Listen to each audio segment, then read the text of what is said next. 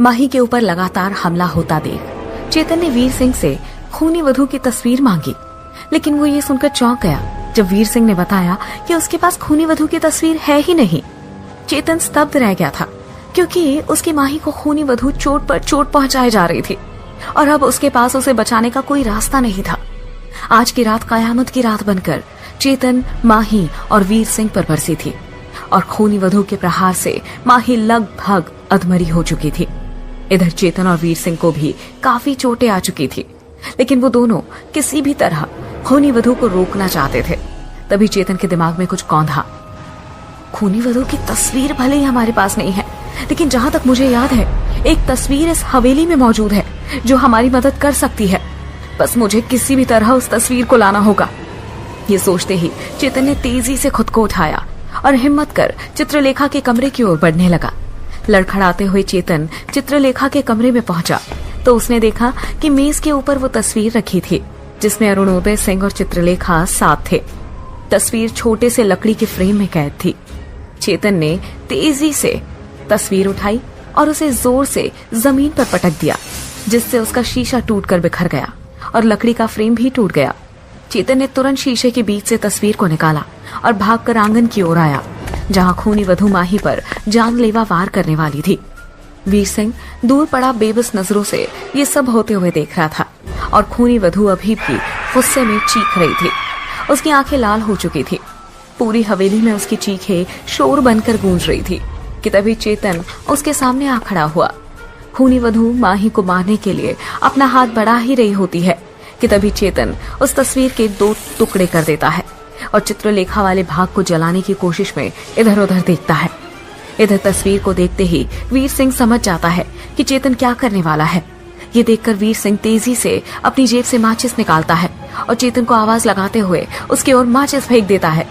इससे पहले कि खूनी वधू माही पर अपना आखिरी वार कर पाती, चेतन तुरंत चित्रलेखा की तस्वीर जला देता है।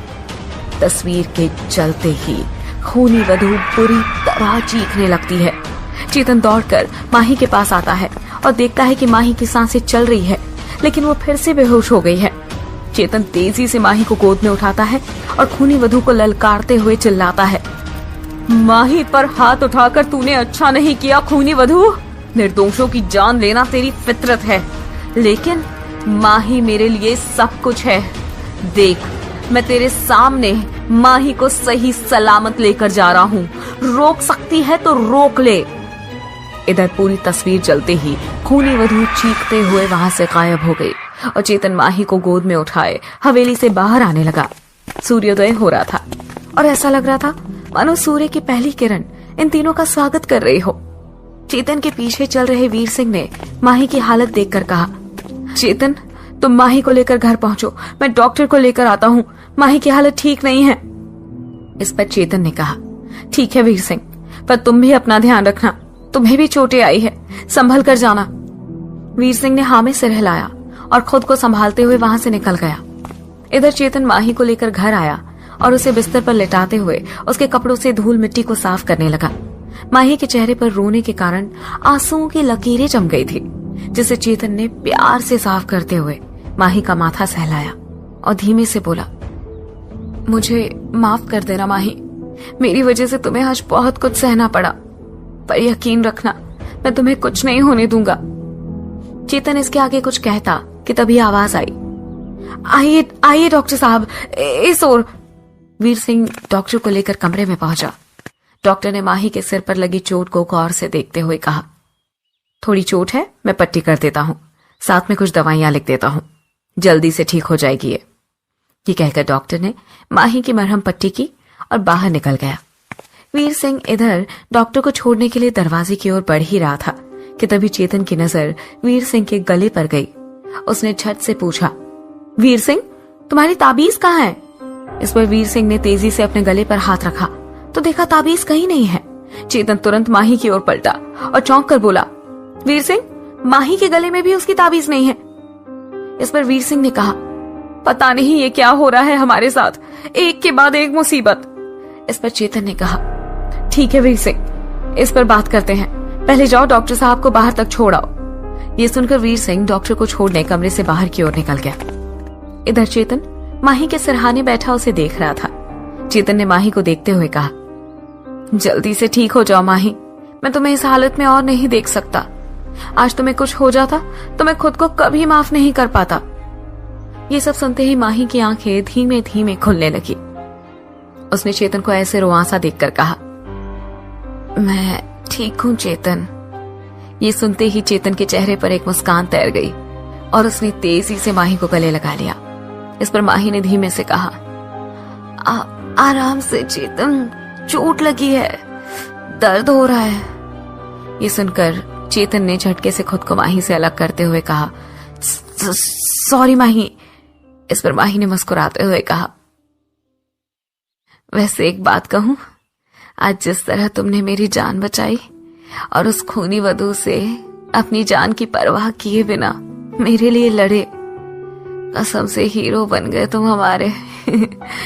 आज जो तुमने किया है ना, उसके लिए एक जन्म क्या 100 जन्म तक हम तुम्हारे हुए। ये कहते हुए माही ने चेतन को एक आंख मारी।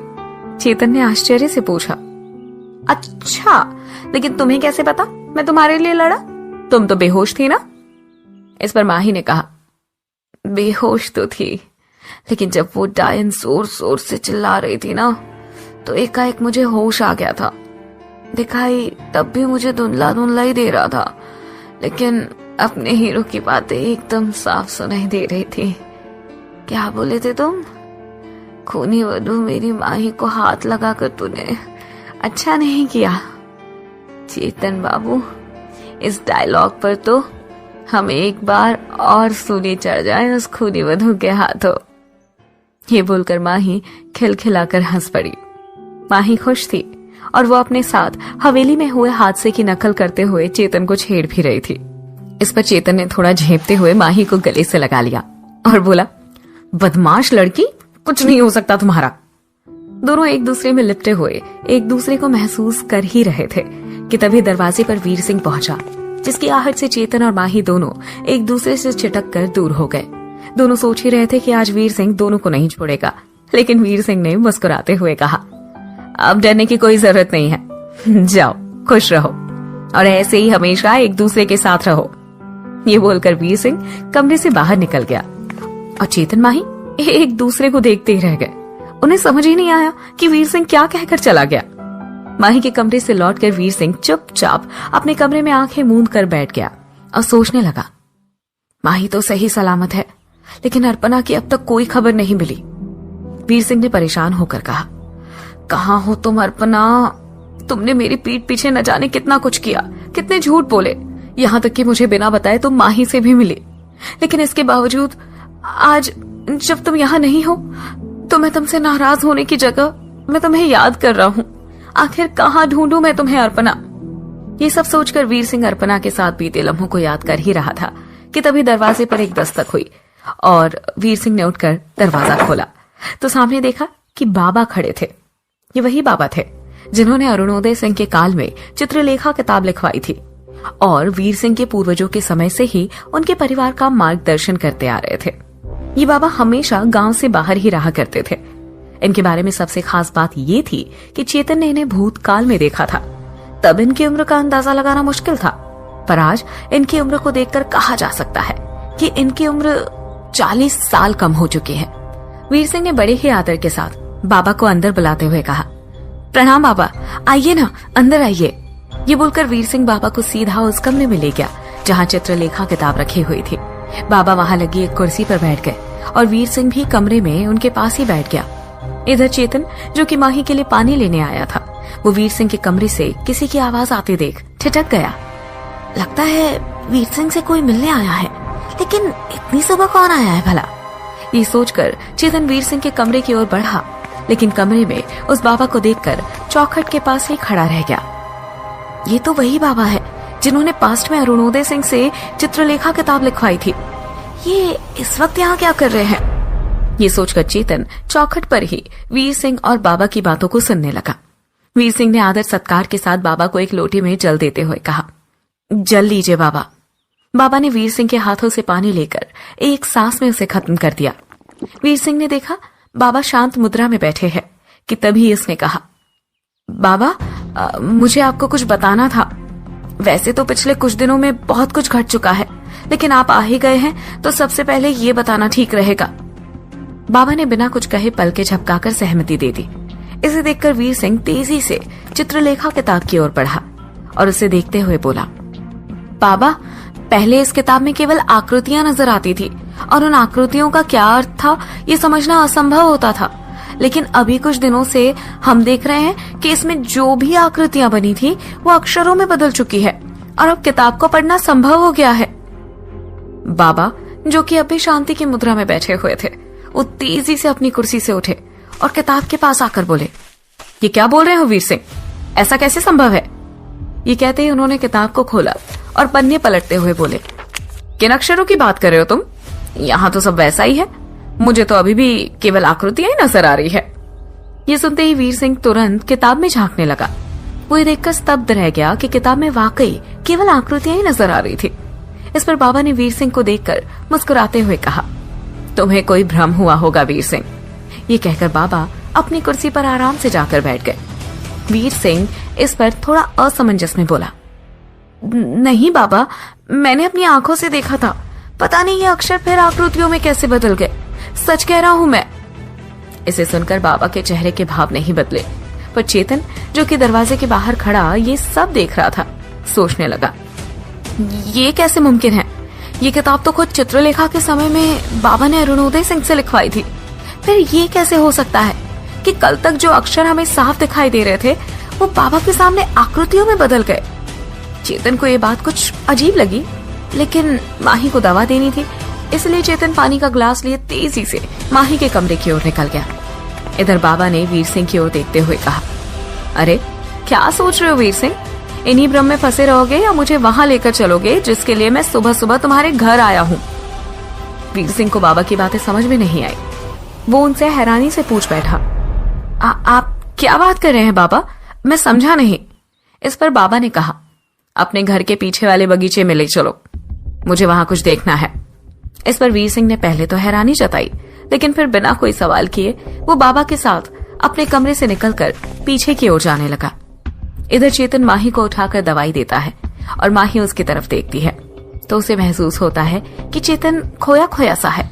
वो तुरंत पूछती है, कहाँ खो गए चेतन, मैं तो यही हूँ तुम्हारी आंखों के सामने। पर अपने ख्यालों में खोया चेतन इस पर कोई जवाब नहीं देता, क्योंकि उसके दिमाग में अभी भी किताब के रहस्य की बात घूम रही थी। उसने धीरे से कहा, अभी चुपचाप आराम करो माही, तुम्हें इसकी सख्त जरूरत है, अब नो बातचीत। ये कहकर चेतन ने माही को बिस्तर पर लिटाते हुए उसे सोने का इशारा किया और कमरे से बाहर निकल गया। वीर सिंह बाबा को लेकर पीछे बगीचे की ओर बढ़ तो रहा था, लेकिन उसके दिमाग में भी यही घूम रहा था कि आज पहली बार बाबा घर आए हैं और आते ही उन्होंने बगीचे में जाने की बात क्यों कही, आखिर ऐसा क्या है वहां? इधर वीर सिंह के दिमाग में बाबा से जुड़े ढेर सारे सवाल थे, तो वहीं चेतन के मन में भी चित्रलेखा किताब से जुड़े कई सवाल उमड़ रहे थे। अपने सवालों का जवाब ढूंढने के लिए चेतन किताब वाले कमरे की ओर बढ़ ही रहा था कि तभी उसने दरवाजे से देखा कि वो किताब जो अभी वीर सिंह और बाबा के सामने रखी हुई थी, अचानक उसके पन्ने चेतन को देखते ही तेजी से फड़फड़ाने लगे। ये देखकर चेतन चौंक गया। उसने मन ही मन सोचा, अभी तक इस किताब में कोई हलचल नहीं थी और अब ये ऐसे क्यों फड़फड़ा रही है? कहीं ऐसा तो नहीं कि ये किताब मुझे किसी रहस्य की ओर ले जाना चाह रही है और वो रहस्य ये सिर्फ मुझे ही बताना चाह रही है? आखिर ऐसा क्या रहस्य है जो ये किताब सिर्फ चेतन को बताना चाहती है, और क्या है वीर सिंह के बगीचे में जिसे बाबा देखने आए हैं? जानने के लिए सुनते रहिए खूनी वधू, सिर्फ पॉकेट FM ऐप पर।